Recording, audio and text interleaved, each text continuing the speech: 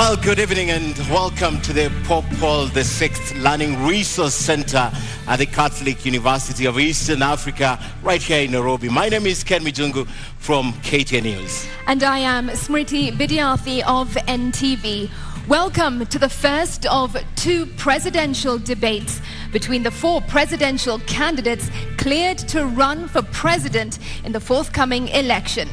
This is the fifth of 6 national televised debates organized through a joint media presidential debates initiative, bringing together literally the entire Kenyan media fraternity. That's right, and the candidates participating in this debate have agreed to the rules and guidelines requiring them to conduct themselves with utmost decorum, address each other with respect, and extend honor to viewers watching this debate live across all Kenya's broadcast media platforms. The candidates in the debate have also agreed to observe the highest standard of ethics in their conduct on the debate platform. The candidates are not permitted to carry or refer to their mobile phones or to wear any listening devices, including earphones. A medically recommended hearing aid is exempted from this rule, but luckily we have confirmed that none of the candidates is on a hearing aid. And once again, ethics and guidelines also remind the candidates that they shall not carry to the debate platform any written material, whether books or journals, manifestos or articles, including even handwritten notes. Now, each candidate will have 2 minutes to make an opening statement, 2 minutes to answer a question, and 60 seconds for a rebuttal. The topics have carefully been selected after a thorough assessment of the state of our nation and the sentiments of the regular Kenyan voters in various parts of the country. And in line with the debate rules and best practices, now the questions we shall be asking tonight have not been shared with any of the campaign teams. Neither were they discussed or even formulated in conjunction with anyone. Now the questions are entirely our very own. An invited audience seated right here in the auditorium has also agreed to the debate rules. They have been fully briefed that cheers, jeers, or any other form of noise is not permitted during the debate. We, however, make an exception now as we request the audience to help us warmly welcome Professor George Wajakoya and Mr. Waihiga Mwaure to the stage.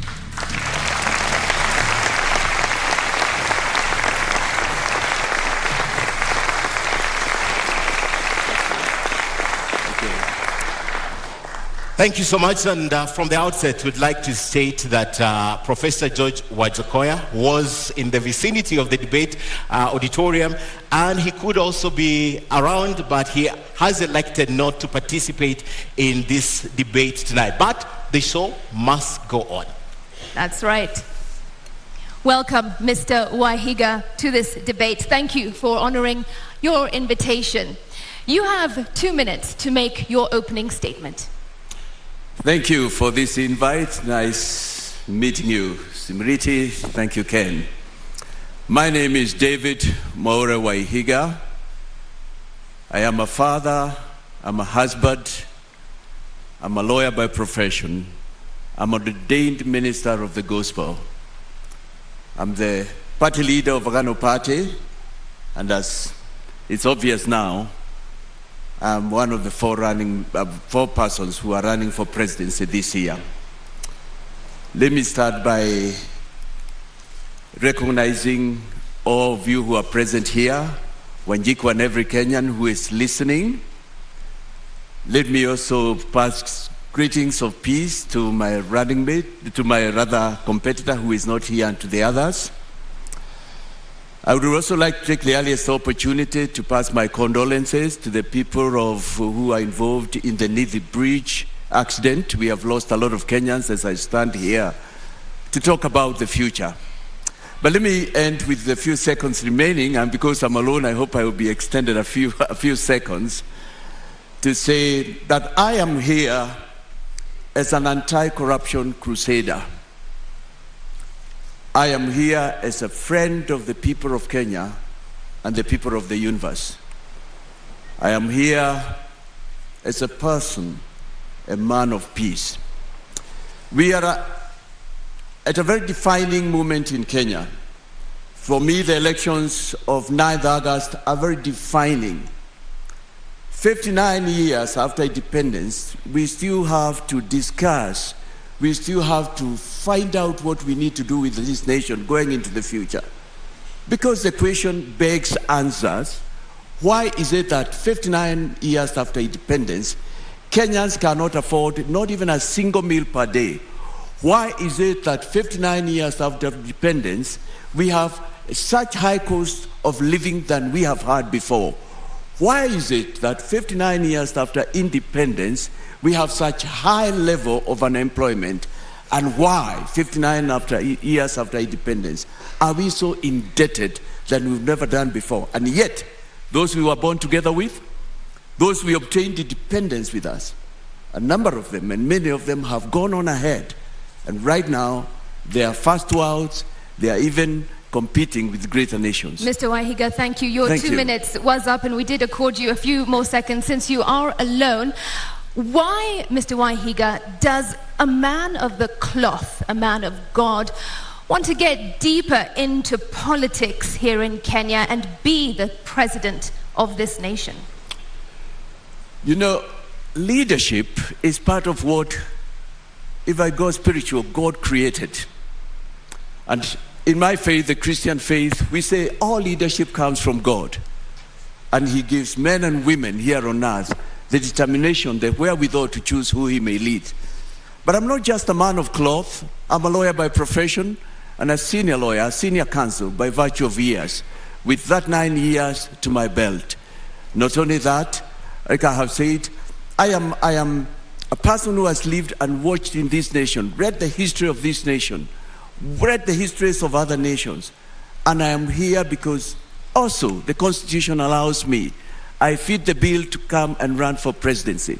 But I come again as a new person in this area. This is my second stab at the president, but I have not been there before.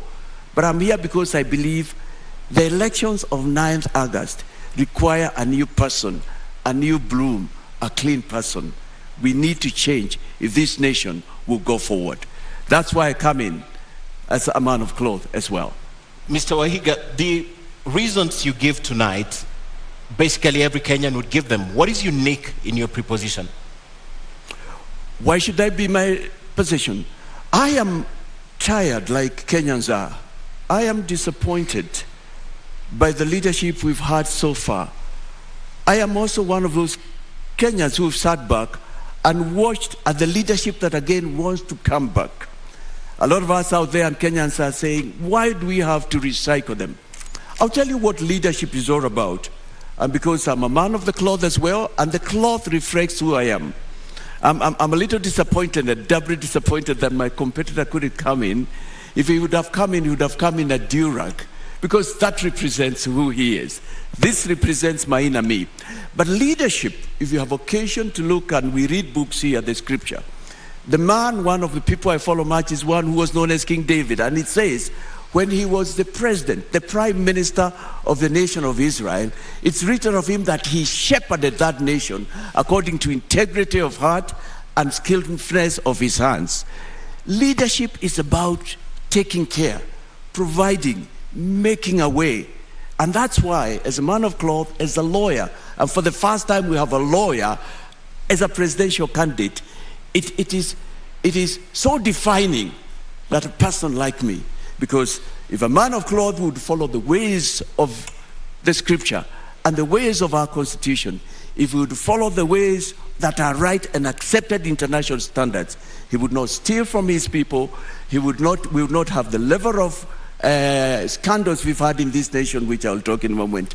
We will not have our development funds, perfect funds stashed abroad. And this is why we are here.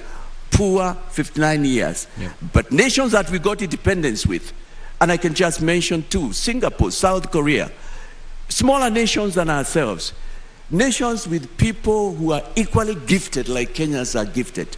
We are nowhere near catching up with them.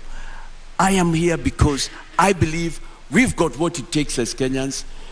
We can do it, and we have a reason after 9th to do it and move forward. Mr. Waihiga, the church does play a crucial role in national development and in securing our nation in many ways and in bringing guidance to the people. But many would argue that in many ways the church has failed us. What are your thoughts on that? I wouldn't agree with them. I wouldn't agree with them.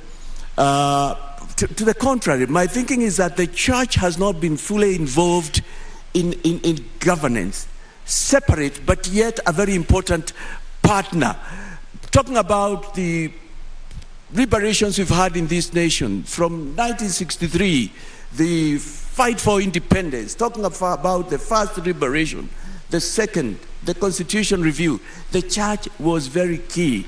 Religious organizations are important. Faith is an integral part of mankind, and every person, it doesn't matter who it is, believes in something, follows something, and refers to something when the time comes, when push comes, when pull comes to push. But you would have to be specific, because I know the church has been speaking out. We've had Bishop Sokulu, we had Muge, we have Joya still with us, gallant men of this nation. And I can say we are here because of that. Probably what you are referring to is you expect more. This time you have one of them, but also a professional in his own right. The voices you have mentioned are voices of yesteryears. I'm yet to hear you mention the current voices speaking, because your voice has been silent on this. We haven't heard you condemn what's going on in the country. We haven't seen you come out loud. And specific example, when politicians infiltrate the church and stand at the podium and speak about politics, we have never heard you condemn this. Well, you know, there are many ways to engage, and I've engaged in my area. Standing for me here is a journey of about 22 years. This is a starting that started from the year 2000. And this is not even my first time to express an interest in leading this nation. This is my sixth stab at an election. And in all that, it's been an expression of the fact that I have been unhappy. I've been unhappy. As a party leader, we have had occasion. We may not probably have been as loud, or if you wish, you may not have covered us. And I'm not referring to you particularly, Ken, but we have spoken out on matters. It's not the first time that I'm speaking against corruption. And you know, there is a greater way of expressing opposition. By your example, by who you were. As I stand here, I know nobody can accuse me of having been involved in any of these scandals. As I stand here, I'm a witness. I am an example of the fact that any Kenyan can run for presidency. As I stand here, I am here to break this sort of wall where we believed only certain person and peoples. The Catholic Church has been issuing statements. NCCK has done that. Evangelical Alliance. The Muslims have been speaking. Probably it's only that they haven't been covered as much. You yourself say that this is your sixth stab at an election. You have been unsuccessful in the past, for example, when you ran for governor of Lamu in 2013. So what's different now? What makes you think you will win this race? There is nothing in life like not giving up. And the trouble we can be in Kenya is we give up as we go forward to the 9th. One of the persons I followed much is Abraham Lincoln. And if I remember my history right, it was during his 13th attempt, though before that he had won some legislative position, that he became the President of the United States. And when he did that, we know that he's the one who brought about the slavery emancipation, something to date that speaks to this world about the fact that all men and women are created equal. And that's why we can speak tonight as we are here. I am an example of a person who does not give up. I have not lost in every election, I can tell you. Like the last one of 2017, I would tell you that's an election where I believe I was rigged out. It's only that I couldn't get the facts, and I had done my bit. That was the election, if you remember, where one of my competitors said that people were voted through the computer. I was going to be the senator of Lamu County. But here I am. You must live to fight another day. I am here because there is no room for giving up. The trouble in Kenya, we are where we are because we've given up. Right now, as I speak to you, and I thank you for this opportunity, Media Council, there are Kenyans who have said, tutapiga kura tu yeyote, fatalistic attitude. But thank you for the opportunity to tell Kenyans that, no, there is still another one. We don't have to recycle. There's change this time. Maybe because you've not gotten the opportunity, that's why you can stand tall and say you have not been involved in any corruption, perhaps if you had an opportunity. But away from that, as an advocate, would you advocate for the division, complete division between the state and religion? First, on your first question, it's not that I have not had an opportunity, I have not been appointed at the top. No, I have had occasions where I have led, but also in my private life. You see, it fights from the lowest unit. As a lawyer, I can stand here and say, I have not been accused. I have not stolen clients' money. It's not just here. I've had these positions of responsibility. I've sat on the Council of the Law Society. I've sat in several corporate and non-government and religious boards. But so it's a lifestyle. It's a lifestyle that I'm in. But coming to your question, would I advocate? I think it's important that state and region be separated. And by that, I think we need to define what that means. Because basically, it's saying that every person in a state should be allowed to exercise their faith without the government imposing on them who it is, what faith they should follow. And that's where the whole principle about state and religion comes from. But also, religious organizations have a very important part to play in the nation. They teach about better ways of living, morals. They bring governments to book.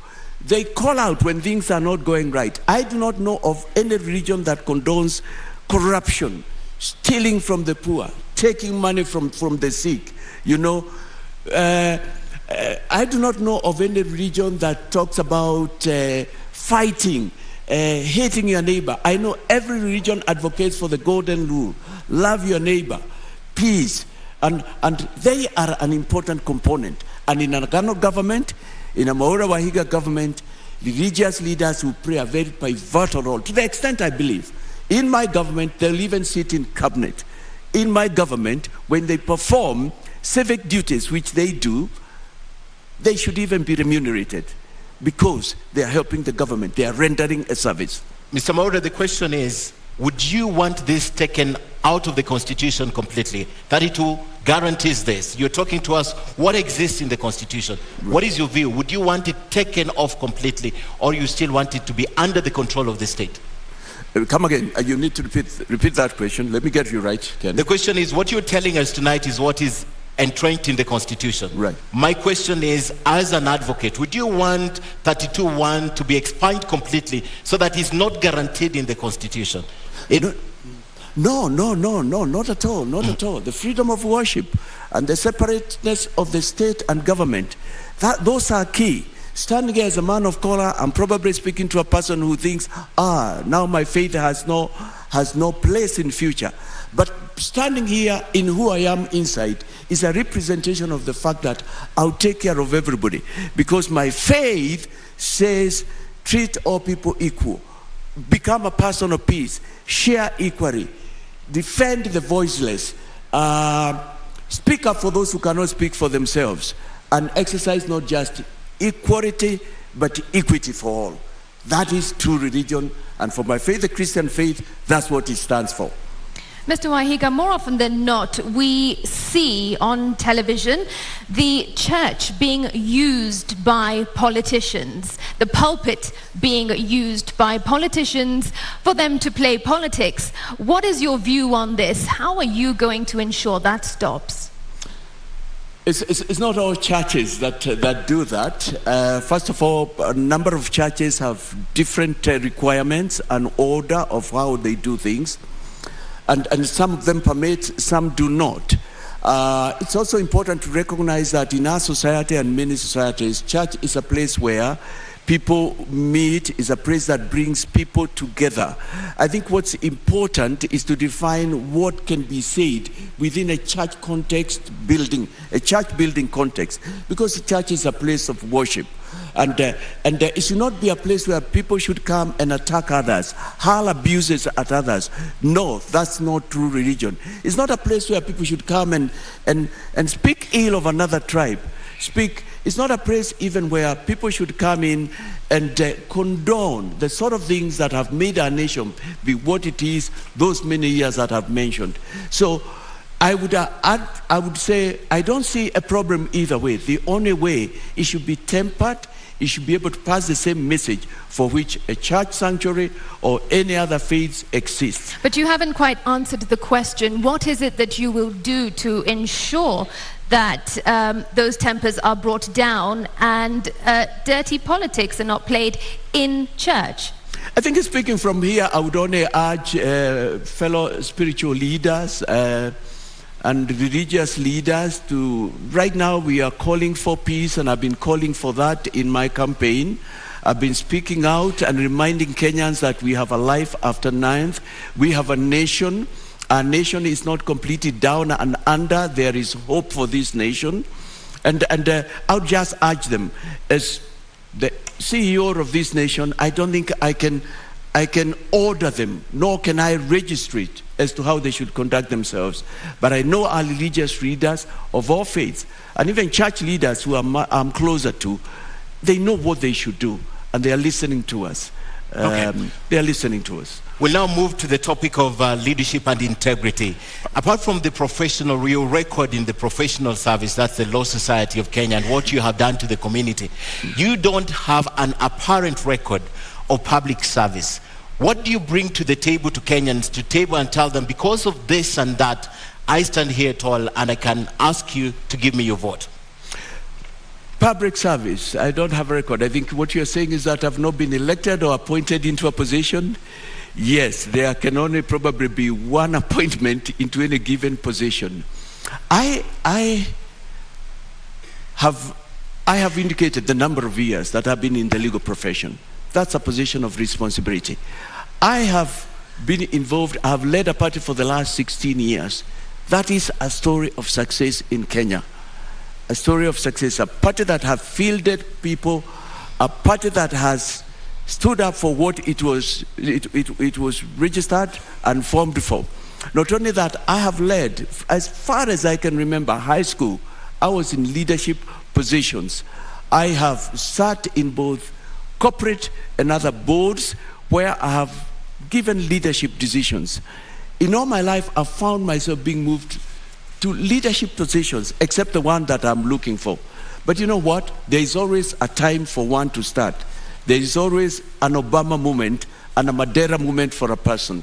I believe this for me is an Obama, is a Mandela, not just for me, but for Kenyans. But if you allow me to turn out your question, Ken. Yes. I am not sure I would have wanted to have some experience that I see with some of the leadership that will stand here or has stood here. I wouldn't want that experience. What experience are we talking about of? Running our country down, scandals, corruption, named in every other scandal, and yet they want to be a president. They have named in everything that has brought our nation to its knees, which it is now. If it's not them, it's their relatives, it's people close to them. For me, that is not experience. If that's part of the experience you probably are referring to, I'm so grateful tonight that I'm not part of it. But I can assure you, if I had gotten in that position, I would have been the same person that you're looking at tonight. Apart from telling Kenyans what you bring to the table, being tried and tested, Mr. Waihiga, is a very big issue in this country. I want you to look at your opponents who are not there tonight and tell Kenyans why you, why not Kenya Kwanza, why not Azimio, and why not Roots in terms of integrity. Kenyans, as I said at the beginning, we are at a defining moment. The elections of 9th August are pretty defining for the reasons I said before. High cost of living that we have never had before, high cost of food prices, such high unemployment as we've never had before, such high debt, foreign debt, not to mention the internal debt that we have. A lot of insecurity because we still have peoples in Kenya fighting each other. We have had cases of insecurity. And I'm saying we are all here because the leadership we have had before have abdicated their role as leaders to lead, to shepherd, to take care of, to become good stewards, to steward our wealth and take it where it should be to the development of this nation. I am saying I'm different from them. I've not been part of them. I'm not involved. I'm not part of that. The promises they are giving you are promises that they have given before. We had them in 2017. We had them in 2013. We had them in 1997, in 2007. And the question that you Kenyans, you must be asking, like I'm asking, what is the difference now? I even want to go further and say, even for those who it is said they might have decided, looking at the four of us, who can you say has made a difference in your life this far? If so, why are we where we are? Why do we still have money that should have been used in developing our country, stashed in nations abroad, illegally obtained and legally stashed? These are public resources. I'm not talking about personal private money. Why are we here at a time like this? And the Auditor General 4 years back tells us 215 billion Kenya shillings from Eurobond cannot be accounted for. It cannot be traced. It is a mystery. Why are we here before? And the Auditor General Nancy tells us this year that 70 billion Kenya shillings alone has not been used. Why are we here in a year like this when we have that much foreign loan? The Auditor General tells us about 540 billion Kenya shillings is in an accounted expenditure. And yet, this was a government that was supposed to change things. We had hope, but it didn't turn so. I believe the only thing that will move us forward is complete change from the top to the bottom. And what is permanent is only change, as they say. Recycling them will not take us anywhere. That's why this is a very defining election. But you haven't told us why not those candidates. What, for example, would you want to say about these candidates? Well, come again. What would you want to say about these candidates, the other candidates who you're running against for president? Yes, thank you. Thank you for that question. I would like to say they have been there before. One of them has been a deputy president and is still a deputy president of this republic. He is in government. The things he is saying he can do are things he could have done these last 10 years, this last 20, this last 30, because he's in government that long, and he has not done so. The other one has been a former prime minister. He's been in a coalition, a co-president, if you wish, sharing the government 50-50. The things he is promising are things he could have done, but he has not done. He's been in this race for the last 40 years. And the other one has been in government also. He's been with the police force, he's been in the intelligentsia, and even right now, I believe he is still in there. And the thing I'm saying is, if you take even this last 10 years, let me just take these last 10 years, where we have a deputy president who wants to run for presidency. This year, my team and I have counted these last 10 years, not less than 22 scandals that have taken place in broad daylight. And those are the ones that have been reported. There are others, we are told, are secret agreements about contracts to make roads that we don't know what they say. If you go to the former coalition government, where we had one of my competitors has been a co-president, a prime minister. We have counted about 12 scandals, and they have been there. They were even there in the Moi regime. And the final one, you've worked in government, you've traveled across the world, you must know something about our funds which are stashed abroad there. You are in the intelligentsia, you have served, you never retire from that. They don't fit the bill. They are not helping Kenyans. Okay. They are not taking what the issues are. All right, let's turn to our next topic for discussion tonight, and that is the state of the economy. Now, you are on record, Mr. Waihiga, saying that within the first 100 days of assuming office, you will bring down the cost of living for Kenyans. How exactly do you intend to do that, and by how much? You know, this is a serious matter, and I have not just said. Kenyans, in Kenya, we're facing problems at two levels. There's what you refer to Simiriti. There's what I consider as a short term, and there is a long term.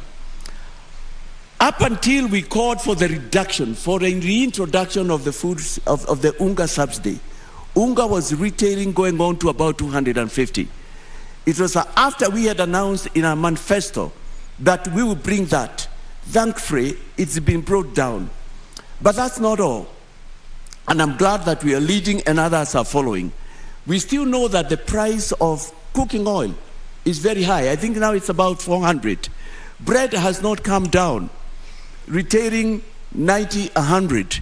Fuel is still at high prices. And those are immediate things. We don't need to wait to restructure our loan, or we don't want to wait, because those are some of the solutions I have had, to plant a kind of plant, probably, and wait for it to be harvested. We don't have to wait, because Kenyans are hungry. They need immediate results. And what I have done, and you find that in my manifesto, we sat down with my team of experts and thought, what is the immediate? And our proposals have come in threesome. There was Unga, which has been done. Thank you very much. We thank His Excellency, the President.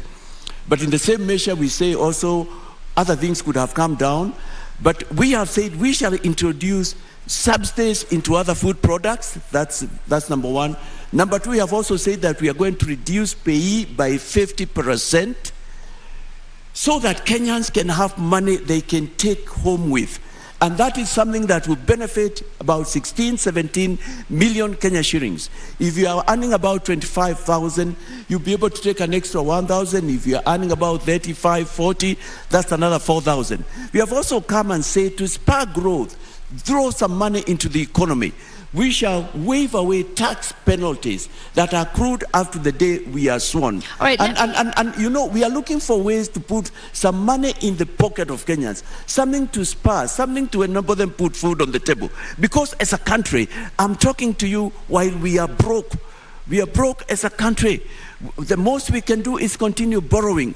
I'm looking for solutions from within. All right, what can we do now? And you have said that you would reduce pay by 50%, but pay accounts for 25% of Kenya's tax revenue. How then would you meet revenue targets? That is not. It's not a problem. And I was going to say that's not the only problem there is in Kenya. If I take away 50%, the amount of pay we get is 460 billion. 460 billion. So 50% will be 230. When I take that money and I put into the pockets of working Kenyans, I tell you as I stand here, it will perform wonders. Kenyans are looking for any extra shilling that they can get. But how do I bridge that gap? We have tried to work around and see what can we do. And those are short-term measures because Kenyans have to survive. Otherwise, they will die. We pay the taxes. The foreign loan we pay is at 1.3 billion, and we have sat down and said, if we can persuade our friends, and Kenya has many friends. I'm glad they are represented even here by the foreign embassies and diplomats who are here, and tell them, why don't you just accept a repayment of 1 trillion instead of 1.3? That will bring about 300 billion. We can bring back to bridge in the gap, and we are positive that it will be able to do that. But also the 260 billion, that we put into Kenyans' pockets. Kenyans are industrious. Kenyans have goodwill from within. Kenyans are hardworking. And this is a nation that can get money, has had money, and will get money under a new government. The 260 billion, we see it bringing returns because it will go in people starting small businesses. People will be able to start their kiosks or do something else, or start what we call side hustles. What Kenyans need is just a little money, and they can be able to move forward. The other thing we have thought about is spread the tax base. That's something we are looking into immediately now in office. But I need to talk to you about corruption and the money that's stashed abroad. We're coming to that. Yeah, we go to that. But before we talk about that, you're running for president, and you understand also as an advocate of the High Court, right, that for you to change some of these regulations, you will need Parliament. You give a time frame of about 100 days. Is it possible that you can get these legislations through Parliament in the period you're giving us? Or they're interim and just campaign rhetorics that you're using? To bring food subsidies to zero rate of foods and all that, I will not need Parliament. No, for example, changing the pay as you earn, cutting it by 50%. I'll let for that. I'll tell you what. Yes. The parliamentarians who are coming in, the MCAs, understand the problems I'm talking about. They too are tired. I see goodwill will come forth. I am talking about something that every Kenyan would want to see happen. 59 years after independence, we can't continue being a nation of begging, family bowls being held up like we have seen this year. We should be self-sufficient in terms of food, water. I mean, people should not go without medicine. That's what I'm talking about. So, I mean, you know what, Ken? There is no shortcut. There is no shortcut. Because I've looked at the manifestos of my other friends, my further competitors, I'm even the one coming with something close to realism, something close to practical. And I believe we'll find ways where I have to use executive orders which exist, which are there in our constitution. I will apply them. We are in an emergency. We are in a time of war.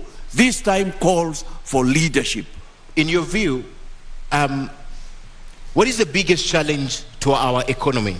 Is it we don't manufacture enough, we don't trade enough, or is it regulations? It's neither of those. Those could be the others.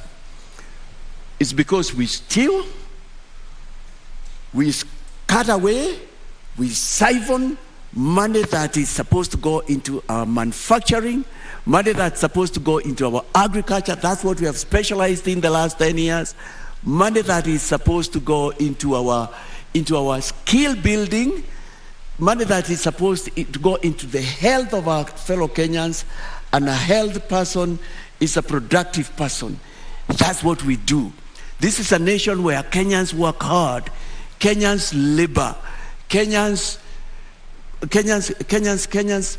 have got quite a measure of work ethics, but they don't get reward for their labor. For instance, to date, we don't have explanations as what we did with the Euroboat loans. When you listen to me, and you listen to others who have spoken out there, they say even for the SGR, the amount we are repaying is not the money we use for that. I am here, and I am borne evidence by a former minister, and allow me to mention the Honorable Joseph Nyaga, God rest his soul in eternal peace. That was in 2020 when he said it's time for us to bring our money back to develop our country.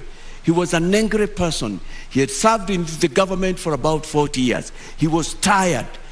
Our money that is supposed to develop this country, move us forward, is hanging out there in nations that are willing to bring it back if only there's goodwill from my end. I am bringing goodwill. I'm saying, Kenyans, we must change. Those brothers and sisters who went ahead of us did not have two brains, Ken. They did not two heads. They don't even have a landmass. They don't have what we have, but they are great brothers and sisters. We can do it. It's time now, Kenyans, to go to where we went wrong and find out why and do it clean, have a clean start. Two things. One, what you're saying has nothing to do with growing the economy. What you're saying is the generalities. What I want to know, the role of manufacturing in growing the economy, the role of trade, and the role of regulations. And while you answer that, perhaps tell us, how much money in your mind are you thinking can be brought back to the country? How much money is outside needs to be brought back to the country? I'll start with that and I'll come to what you're talking about, manufacturing, regulations and all that, because that's an important area. In the budget of 2017-2018, Henry Rotich, as he then was, the cabinet secretary, said to us that 14.6, which was rounded up to 15 trillion, was stashed abroad and needed to be brought back. To date, that money has never been brought back. We've never had a report. Later, in the year 2020, the late Honorable Joseph Nyaga called again, and his was a cry, please, let's bring our money back, we develop this country. If that was about 15 trillion, and since then 5 years have gone by, we use 2 billion per day, that's about 730 billion, give it 1 trillion round up, that's about another 5 billion. When in my consideration, we have not less than 20 trillion outside the country that can be brought back. And if it is brought back, this country will be turned upside down and turned into a country that we can't tell that it is the same country. On that and point, that's just one area. On that point, Mr. Waihiga, during the deputy presidential debate, your deputy presidential running mate, Ruth, said that you have already written to the United Nations and 15 other countries to start getting this money back into Kenya, and the hope is that if you assume office, the money will be back in Kenya. Have you had any response from these countries?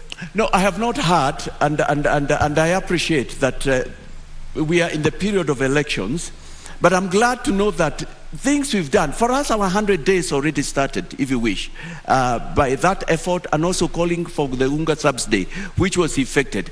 But they are listening. We've got goodwill from out there. We've got great friends from out of Kenya. And I know they too have been saying they wish Kenya can have a president who is speaking the things I'm speaking. I've not heard from them, but I know they are looking at goodwill. You know, I can mention a couple of other things. During the Jubilee period, we have signed instruments with the Swiss government. The Prime Minister was sometime back here in Kenya with Theresa May, when she was the Prime Minister, about repatriating our funds which are out there. All right, but you are also on record having said that if these countries do not work with you and your government, you will cut off diplomatic ties. How practical is that? Wow, why isn't it? Why can't it be done? If a country is holding our money, it knows that it is supposed to be Eurobond money, or it is money from SGR, and it's aware. What else are we talking about? International cooperation, international friendship? How can you refer to a person, and here I mean a nation, as your friend? But what I know is that a lot of countries have been willing to send back our money. It's only that there have been no goodwill with the current leadership, the immediate past, and the leadership that wishes to be recycled. But if they do not, will you cut off diplomatic ties? Everything is on the table. Kenya needs to move forward. There has to be hard measures, but I can tell you it won't need to get there. There's goodwill out there. There has been a cry. It's the other nations that they have even got a lot of dossier than I have of what has been done in this nation. And this has nothing to do with somebody who has worked hard and earned. It's Kenyan money, some of it which has been given to us from out there, and yet we have not used it carefully. But you also referred me to, yes, is it about manufacturing regulations? We will get back to that, but this is important. Are you telling our traditional partners and allies that everything is on the table, including cutting ties? Yes, that's what David Mwaure is saying. Do you not think that would have a massive negative impact on our country, our economy, our development? Imagine you are a nation called Simiriti and you are holding 10 trillion that is supposed to be Kenyan money. You know it. What then can we talk about? Rights, human rights? What more human rights? We are not in a state of war as a nation. Surpasses you are saying, look here, Kenya. There are these individuals, 1, 2, 3, 4, who are holding your money. We have traced it using the various instruments, using the various secret agents and other, and we know it is part of this. I mean, like for instance, and it must be common knowledge, there are nations right now that have come with laws. If you take money out there, and you are not able to tell who it is appropriated that nation, by that nation, and used for development. Kenyan wealth is being used to develop other nations. It is immoral. It is wrong. You are not a friend of Kenya if you are using Kenyan money to develop your nation. Kenyans are suffering now. They need their money back. Bring our money back is our campaign. Whichever country it is, including the US, the United Kingdom, you're telling them tonight, you'll go for them. Oh yes. Everybody. You are holding our money. The nations you have mentioned have brought democracy to us. They have done a lot of good things to us. But you know what? I am telling you, 99% of them have wanted to. What we have missed in this nation is a leadership, is goodwill. Is a leadership says, let's do it. This country will not be the same 5 years down the line. This nation will be a nation where you will want to invest in. This nation has that potential. It's our time. It's our season. That's what I'm saying. I am actually passing a message to them. Take us back to the economy now. Manufacturing, regulations, and trade. Take us back there. Yes. You asked me, could those also be problems? We have to change also in a number of things in the way we do business. Granted, one could argue and say 65, maybe 70 of our regulations are good, but we can improve on them. Corruption has been a big problem. Bureaucracy has been the other problem. Very high taxation, particularly the corporate tax, has been a problem in Kenya. We've got to think twice. Yes, of course, I mentioned the key one has been corruption. I was there and I was grown up. I was working in the year 2002 when we got in the Kibaki regime. And I am aware, and I got it from people who knew how nations come to Kenya. Because within the first 4 months, there was such active effort to get corruption out of our streets and what we were doing. And they wanted to invest. I actually came to learn they were being told, no, we've had enough. We don't need you. We can't do that. But I've also heard of instances, and I'm speaking to somebody who is listening here in Kenya or out there. They have to come to Kenya, applied for tenders, won tenders on all fours, and then when they went to get their tender acceptance letter, they were told, before you get this tender, you have one more step to step. You need to pass. You need to go and see Mr. XY said. Apparently, the information I have is that some of the people who needed to be seen, if the 4 of us were here, are my competitors. Though you have passed all the steps for the tender, it cannot be approved until a final step, which is not in the official list, is approved.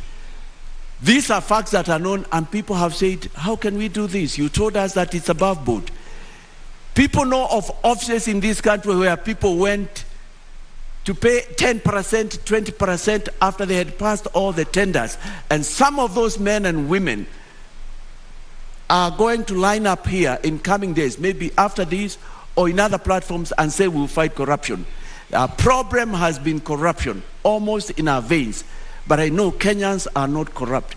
Kenyans don't like corruption. We showed it in the year 2000. So we need to improve on that. We have had problems with power, infrastructure, both energy and the infrastructure on the ground. Those are the issues that we need to discuss and we need to look into. We have had Kenyans who've gone out there or gained a lot of knowledge. They have wanted to come to Kenya and they have wanted to set up industries, manufacturing entities, to get things going. But bureaucracy, corruption, red tape has been our undoing.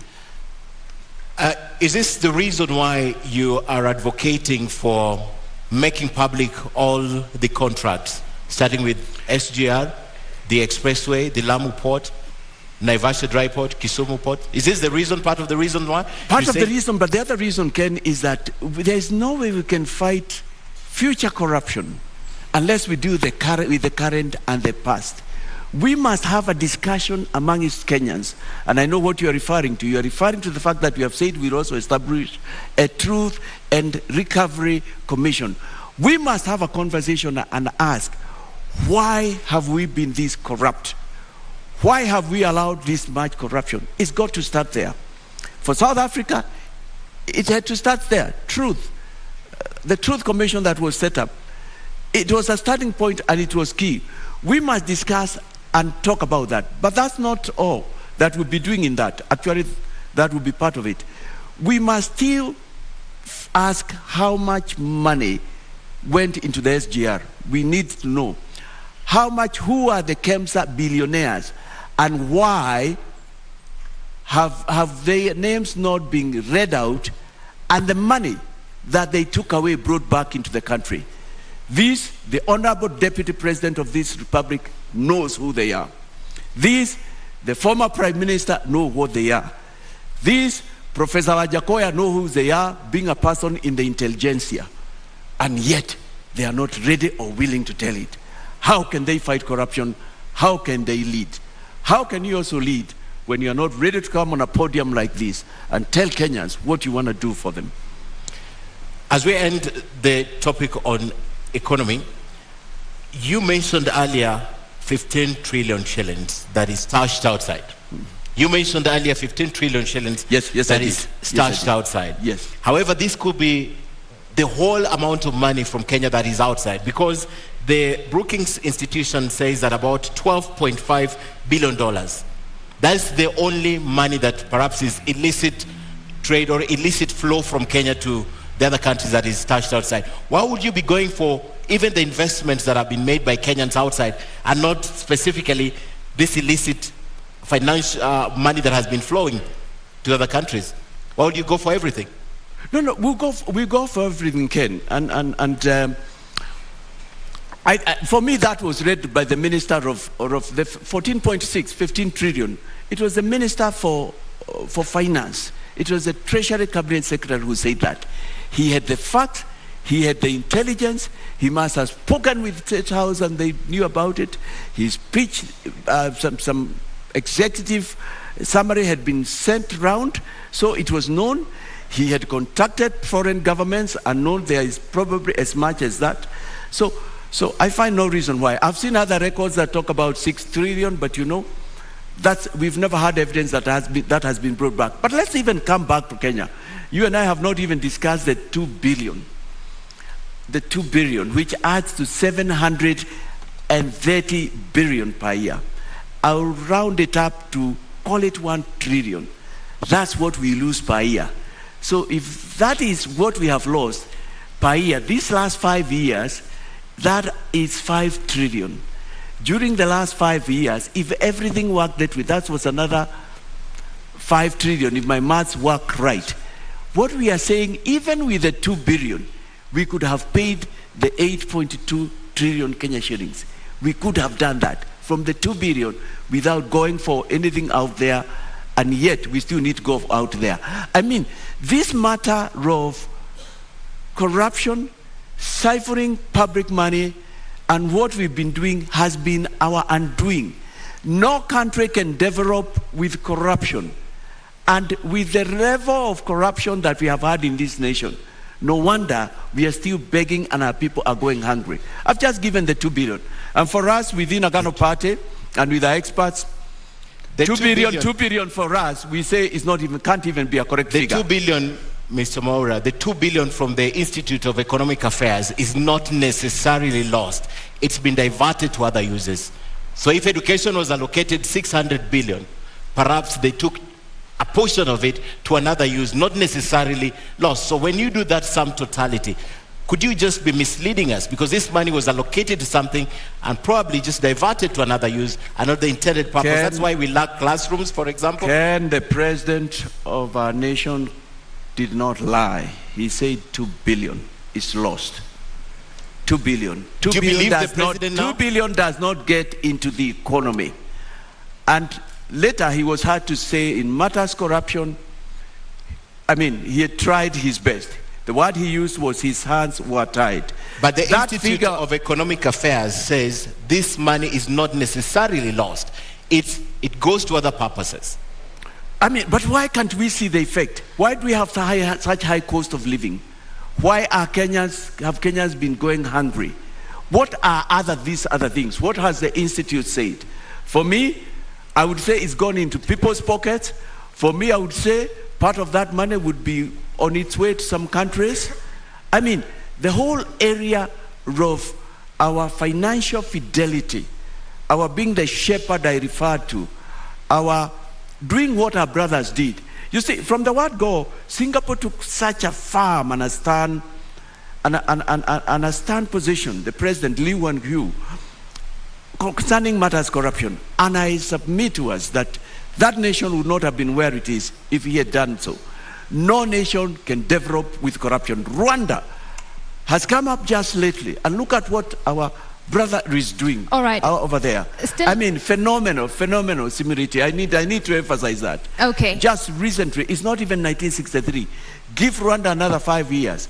Botswana, they also fought corruption. All right, you cannot move forward with corruption. Let's just come back to here. And you spoke about Kenya needing to be self-sufficient. We need to be a food-secure nation.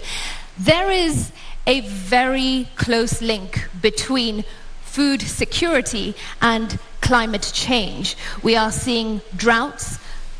Millions of people are starving in our country, yet your manifesto speaks very little to climate change. What mitigation and adaptation measures is your government going to put in place to cushion Kenyans against climate shocks? Climate change, the whole issue of the changing patterns of the weather is of concern to me and my team. Right now we are experiencing weather we have not had before. We have stopped talking of today was very hot or today was very cold, the way we defined it. We are now even going into what were the centigrades per day. You've noticed in our manifesto we've talked not just about measures we do, but even the fact that we would introduce taxation. We've noticed that. The first one is a poll tax for people who interfere with things that go into ensuring that we are not influencing the climatic changes that we are seeing, we have in Kenya, we are seeing in other nations. But it is very important in Kenya we have a discussion round about this matter before we become industrialized, because we are going to be industrialized. We have seen what the gases from the industries have done to other nations.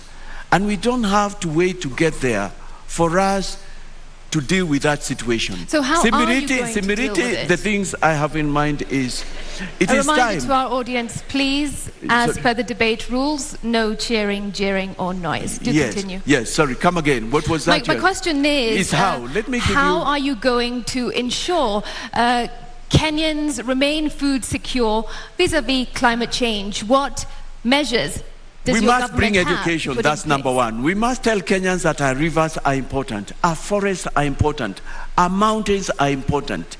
We must come back and enforce. We have laws that have to do with things that affect climates. But right now, you know, we have cut down about half the trees in Kenya. We must find ways of preserving our water. Kenya is very watered, but all the water goes to the ocean. We must come back even to a city like Nairobi and ask, why did we allow this building to be built next to a river? We must go to sources of water. Sources of water have been grabbed, and next to them, as much as developers can get, built houses. We must get to a point where we say, if something was done irregularly, it needs to be pulled down. Mr. Waihiga, does the Agano Party have a plan to make Kenyans more resilient in the wake of climate change and ensuring food security and therefore bringing down the cost of living? Do you have a plan? We do have a plan. What is that because plan? Agriculture is very important to us. And if you'd have noticed, we've said that the office of the president will keep a very close eye to agriculture, because without food security, we are going nowhere. We can't be begging those many years after we became independent and we started ruling ourselves. We have talked about the preservation of our rivers. We've talked about injecting money. We've talked about bringing subsidies that enable farmers to produce fertilizer. We've talked about that. We've talked about exploring markets. We've talked about getting Kenya to where it was in terms of agriculture. You know what? We are not short of studies. We are not short of, as a nation, of projects that have come into being. Galara would have been, it's a case study. It's a case study. The nation of Israel, and I can't purport to be their spokesperson, were disappointed, and very many nations have been disappointed. That was something, but look at what we did with it. It's among the scandals that we have in the Jubilee government. This is what I'm saying, we are not going to allow anymore. So we must, it is one of the two areas that my office as the president, if Kenyans are pleased to vote me, that one, agriculture, and the whole area of asset recovery, I've said it's something every day I'll keep an eye on. I would want a report on it. I would want to know what is happening. So we do have that. We recognize people are still going hungry. We want to recover our riparian lands. We want to bring education from the lowest grade on all these matters. We want to bring sensitization. And Kenyans are all very open-minded. They are tired. They want a change. They want to move forward. Okay, and just before we move on to the next topic, let me just circle back to my first question under this topic of the economy. I asked how you intend to bring down the cost of living within the first 100 days, but I also asked by how much? What can Kenyans expect from you? How much do you intend to bring down the cost of living? I think that the most I can talk of is by what I will do. It's by what I will do. So you don't have an answer to that? It's what I will do. I believe as a nation now that even our annual budget should not be 3 trillion. If we did things right, if we preserved our public funds, if we put them to the use they should, our annual budget should be going up to 10, 20 trillions instead of 3 trillion. If we had done things right, we should not be, and we are not unthankful, we are thankful, just rejoicing that we have got 22 kilometers expressway. This nation will be full of expressway, hundreds of miles. So I am really talking of, if I can give an estimate from here, I can't remember what we have said, bringing the cost of living. I tell you what, even if out of my 30 trillion Kenya shillings, which I believe is both out there and wasted, we got 10 trillion. This nation will be flipped upside down. I read something this week in one of the dailies. It was in the Nation newspaper. Let me give credit to, and I will report. And they say that the current road network, which we understand we fracture 11,000 kilometers, that's what we built. We built it with 1.5 trillion. Look at what 1.5 trillion can do.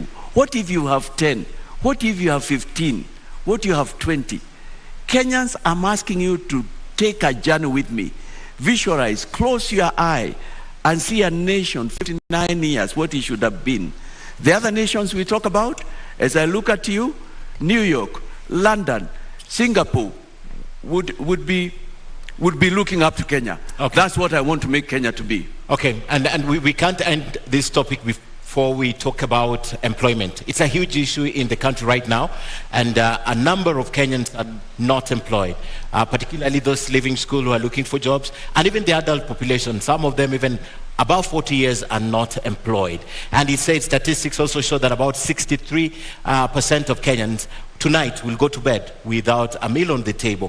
What is your plan for this group of people if you are elected president to create employment to this country? We've had promises of 1 million jobs a year, 800,000 jobs. What is the Agano plan for this? Might I interject and ask also, how will you create more jobs in the formal sector? Yes. We have looked at that issue. It's close to our hearts. I feel you, I feel Kenyans, because things are bad out there. Things are real bad. We have said in our manifesto that we will endeavor to create employment at all levels.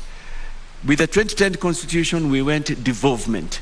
And one of the things we have said in our manifesto that when we bring our funds back, when we stop the siphoning, the 2 billion, when we arrest those people who have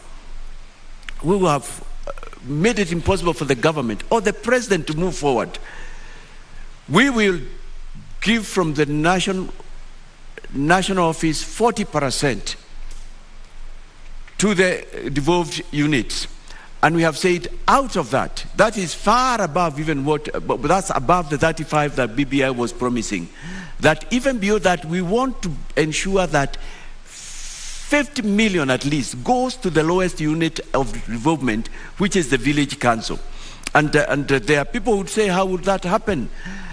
And what benefit will it have? For us, we devolved money. Unfortunately, we also devolved corruption, but we never devolved decision making. We are interested, we want Kenyans to decide what they want to do from the lowest unit, the mtaa, the village, the nyumba kumi. And why is this important? Because some part of the job creation will come from there. It is there they will decide we need a road to this area, we need to make a cattle dip if there are areas without. Is there they will decide that we need to have this milk processing. And out there, there are so many youth. It is down at that level where they know their needs are. So that is one way that we'll be able to do that. Secondly, we will be injecting money. I think the picture I would like to bring out to all Kenyans and those listening is, I am not just proposing things we'll do, but I am saying in my government we will have money, and that the money is somewhere. If the money we are talking about comes, we have talked about how we should be able even to give to the youth, to give to the workers, not less than 500 billion Kenya shillings. Because assume that money comes back, or even half of it, or even a quarter of it. Look at the wonders it can do. We've also talked about skills as being important. People need skills. We've talked about giving money to young people so that they can do startups. We've talked about getting rid of certain taxations so that Kenyans can be able to move forward. So we've talked again at bringing back cottage industries, and there's a sense in which they are coming back. Because like when I was growing up in my home area, I was born and grew up in Nakuru County, and in a small town known as Turi. I remember when I was very young, and that's many years, in the early 70s, and there was this small place where they were building hooks and they were exporting them. And I know the young people from the area. Okay. Then I was in primary school. I could see them proudly because there was something in the neighborhood that they were doing. In my hometown also of Molo, we had things and concerns that were going on. We had, these last 20 years, we have had a potato industry. The last I heard about it, it hadn't started off. And I'm saying taking industries. So we have had what we are calling pesa mashinani, madaraka mashinani. Let decisions be made there. So we will inject money. Okay. We will inject goodwill. A potential voter for you has a question for you. Let's take the question.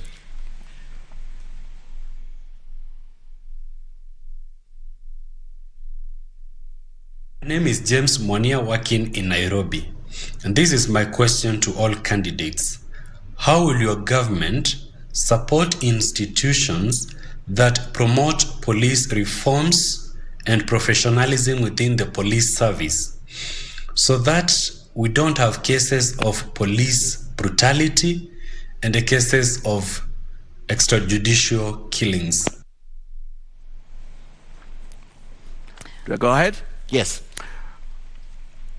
We will be a government of the rule of law. And I need to say that among the other things that have brought us down is impunity. And impunity is disregard of the law. Impunity is a situation where those who are in power are not brought into book. They seem to be above the law. And it's not like we don't have institutions. We will strengthen judiciary. We will strengthen our investigative units. We will pay them well. We've talked about that. We have, in our manifesto, we have talked about 12 covenants, and one of them is covenants with men and women in uniform. We will give them modern machinery. We will get them we will give them freedom to make decisions, you know, in the sense there will be no interference. We will strengthen the offices and other agencies, EACC, that deal with anti-corruption, asset recovery. So, and in matters extrajudicial killing, we'll bring back the rule of law It's because of impunity. You know, corruption comes with a lot of things. It comes with all those evils and ills.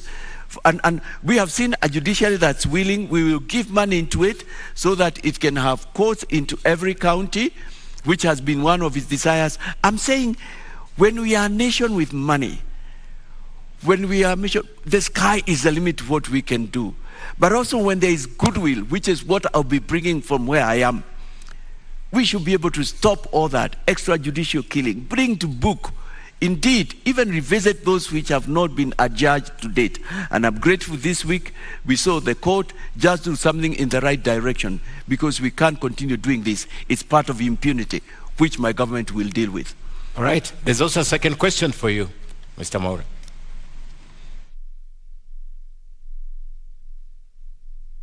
My name is Jacqueline Kagu. I'm a mental health advocate in Kenya. And I want both parties to explain what they have in store for mental health in this country, given that in mental health, Ministry of Health has allocated 0.3% to mental health, which is very little compared to what is in store for in matters mental health. And given that Mental Health Amendment Act 2022 is almost being signed by the president of this country. Sorry, Ken, I missed a little bit of what she said. Issues of mental health. Mental health, yes. Yes.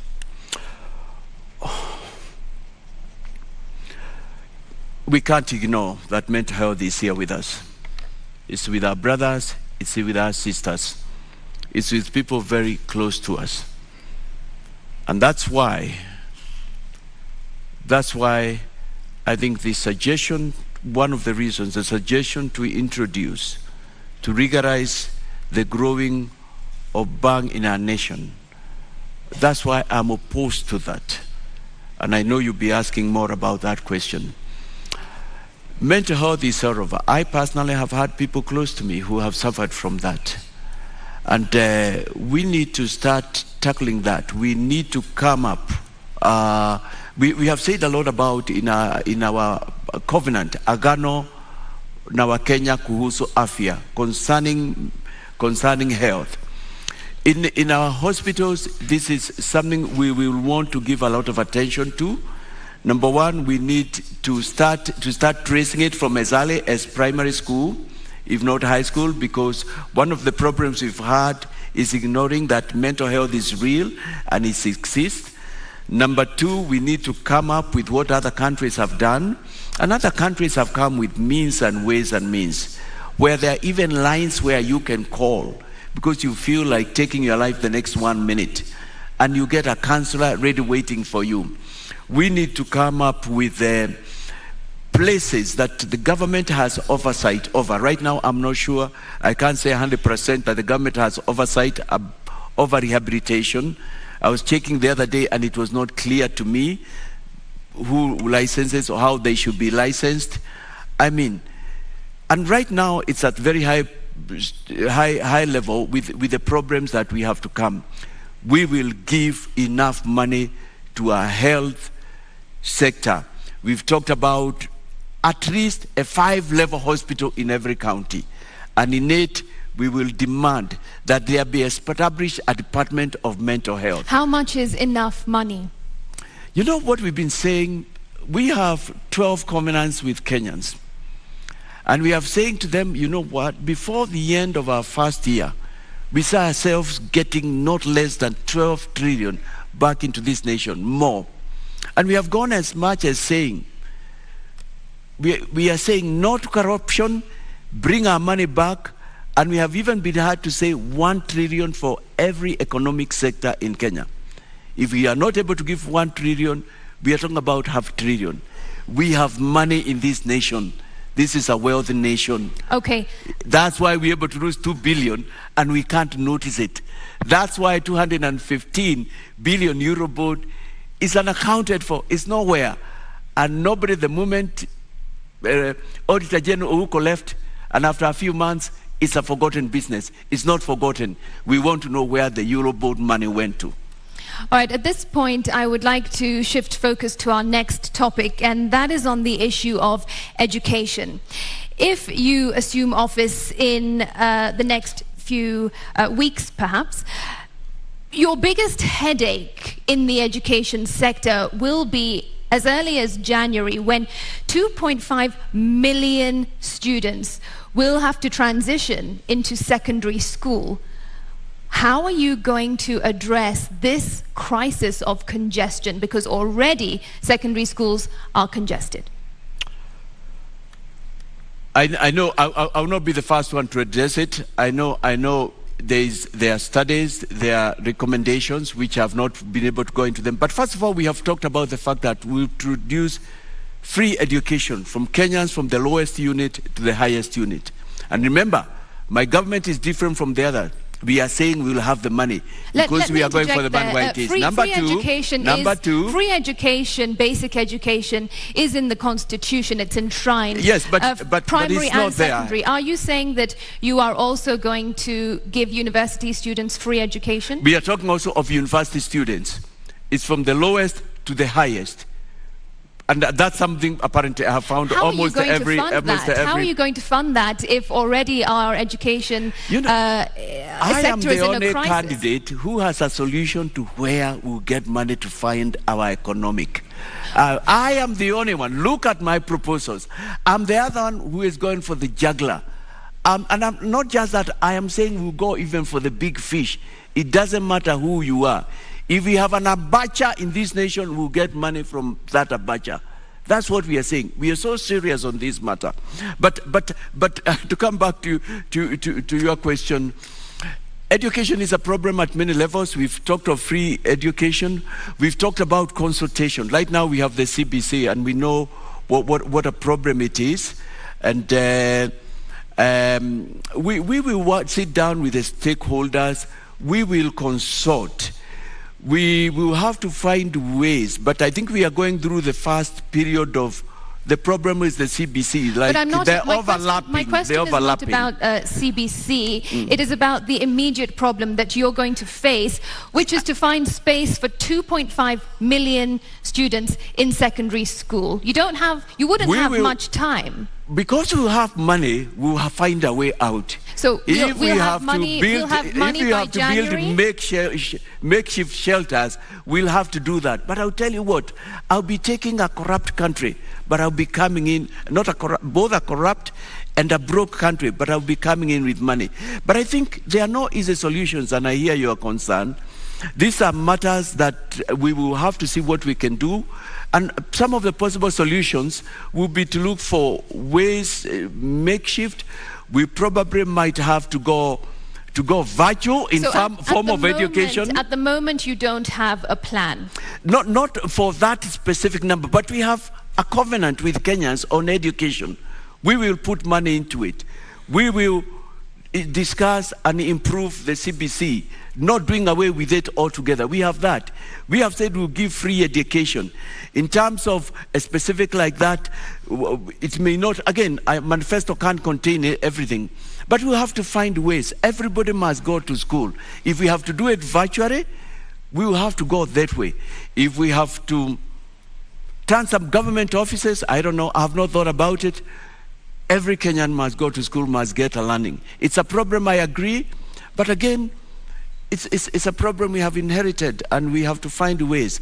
As a president, I will not sit back. But with money, the sky will be the limit. You know what? Even classrooms, through fabricated materials, you can build classrooms in a matter of weeks, if not days. You understand, there will be money in my government. You understand, I want to ask you more about education, but you understand even getting that money to Kenya, the money that you're targeting, must be an issue of legislation, must be an issue of the law. You know, it's at two levels, Ken. I'm talking first of all of our money out there, but I'm also talking of wastage from here. Okay. Kenyans showed us in the year 2002 that we can stop corruption. And there was goodwill. Unfortunately, we did not move on and build on that. And when we came back in the current government, we have even gone back to way before the coalition government. Okay. I mean, I know because of the steps we are taking, even by waving away 50% of pay, Kenyans will sit back. Kenyans love their nation. Kenyans know they have a great nation and say, why are we doing this? It's not right. Okay, let me take you back. The Nagano government of Mwaure Wahiga is seeking to improve our lives. He wants to make us a first world. What we are doing is not right. And not only that, we will defend whistleblowers. Kenyans will talk. Kenyans will talk, come to the truth, and the Recovery Commission and tell what is happening. I'd like to take you back now to CBC because you mentioned it in your statement. Most parents are crying out and saying it's not working, it's very expensive for them. Some teachers also, including the Teachers Union, NAT and Kupe, took a stand on CBC earlier on. The only institution that took charge is the government, the national government, through the Ministry of Education, and the president, the outgoing president, has mentioned this. From where you stand, my first question is, would you continue with CBC? Would you rethink CBC if you were elected president, and why? I would rethink CBC in the sense with a view to improving it. I have met parents as well, and I have family members who've got children who are in primary school. And admittedly, CBC has been very costly. Not only that, it's been very involving. But I've met parents from across both ends of the coin, some who have said, there is something good. And I agree because I passed through a bit of CBC.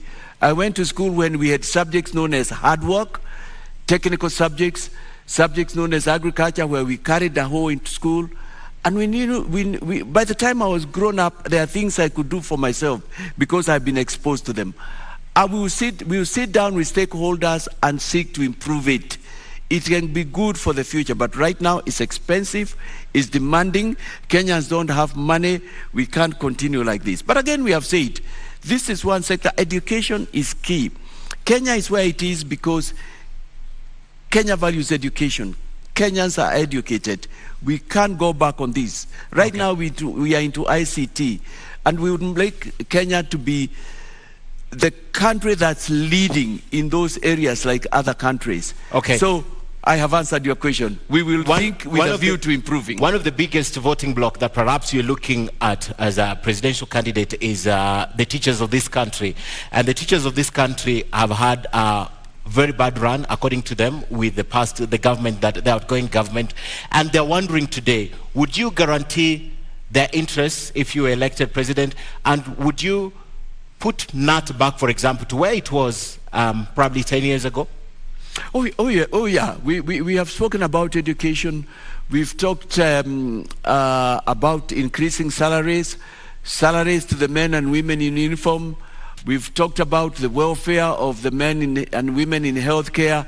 I mean, part of the money that should have gone to meet the needs of these people, and they are very critical. I would want Kenyans to be proud to be teachers, to be educators like in other nations. I feel proud when I go home and I meet Mr. Opondo, who is now going to almost 100 years. I haven't seen him in quite a while, who was my primary school teacher, and he is still there. He made me who I am. I feel very proud to walk around and meet policemen who are doing a good day's job, but they are not paid well, they are housing, and so on. I am proud with the little security I've granted to meet young men who love their country, who are doing their job, who want to move forward. I'll take care of their welfare because I will have the money. All right, we are almost out of time, but I want to bring a question to you about an issue related to health. If you assumed office in August and a few weeks later it was declared that monkeypox was in Kenya, monkeypox has been declared a global health emergency, what plans would you have in place to address this health crisis? And bear in mind, monkeypox would have come just a few days or weeks after you came into this office. Therefore, you wouldn't have had time to get that money from abroad that you keep referring to. I think the first thing I would like to say with pleasure is that there will be no monkeypox billionaires in my government. And secondly, I'm waiting if the president doesn't do it before I come into power, just like he did with Unga, and I'm thankful to be the president who will announce, and not just announce who the KEMSA billionaires are, but get the money back from them. I appreciate it will not be easy, and it has been said it will not be easy. I'll seek to work with everybody. I'll seek to work with our friends in Kenya and outside, with the various agencies. We've got trained doctors. We have got we have Kenyans who listen and want to do what is right, so that I believe there are measures we'll be able to take that can prevent it escalating. But when it comes as an emergency, we have no choice. You have to get to the consolidated fund and elsewhere in the exchequer where we can get money and put it into that, because lives of Kenyans matter. We'll also be careful about who does what, who sources what drugs, who brings what drugs, because that's where we got the KEMSA billionaires. To date, none of my competitors, while they know, wish to tell us who they are. So does your party have a plan to address a health crisis? We have talked about increasing our hospitals. We've talked about taking care of the welfare of the doctors and the health workers. We've talked about, actually we have talked about something very unique. Just like we have a teachers' commission, we have talked about bringing back something that the health workers have been asking for, a health commission, which nobody has wanted to. Because it's important. We can't succeed on this war without involving them. They are the machinani of the health. Before we so close, do we have that? Let me ask again, does your party have a plan to avert a health crisis? We will just have to work with what we have. So we you will don't? call upon friends. I mean, I am not in government. I'm not like the Deputy President or the Right Honorable, who are both in government in one form or another. I mean, we'll just have to work with what we are. We will call upon friends, our neighbors. We will call upon all doctors. It will be a crisis. And we will ask Kenyans, this is where we are. We'll be transparent. And the international community we've seen it come to the aid of various nations. Kenya is a friend of many nations. Okay. We will get help. We'll cross that bridge when we get to it. Mr. David Waihiga Mwaure, thank you so much for coming to the debate tonight. Thank you. You have now 2 minutes to make your closing remarks. Kenyans, you have heard me. I am told a number of you have already decided on who to vote for. But the question I want to ask, have those that you want to vote for made a difference in your life? I have told you the reasons why we are where we are. And yet those others, or my competitors, some who don't even want to come here and give you a minute of their time to tell you what they are talking about, to allow themselves to be interrogated, are saying they'll make a difference. Can they make that difference? I am saying to you, and don't you feel with me, that we are here because we have recycled leaders, and we are at a point where to move forward, we need to break some glass ceiling. I am telling you, I'm the real deal. There comes a time when hard decisions have to be made. Yes, I'm not part of them, and I've not been part of them. I'll come like the biblical David, of whom, as I said earlier, it's written, he shepherded Israel by the integrity of his heart and the skillfulness of his hands. I want to be that leader. I'm the real deal. Mimi ndiye nitabadilisha Kenya kabisa. Naomba kura zenyu. Thank you very much, Mr. Waihiga.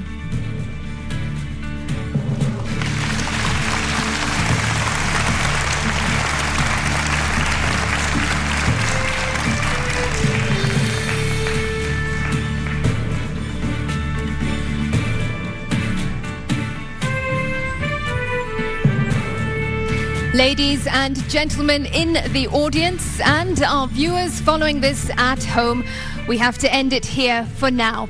Our appreciation to Mr. David Waihiga of the Agano Party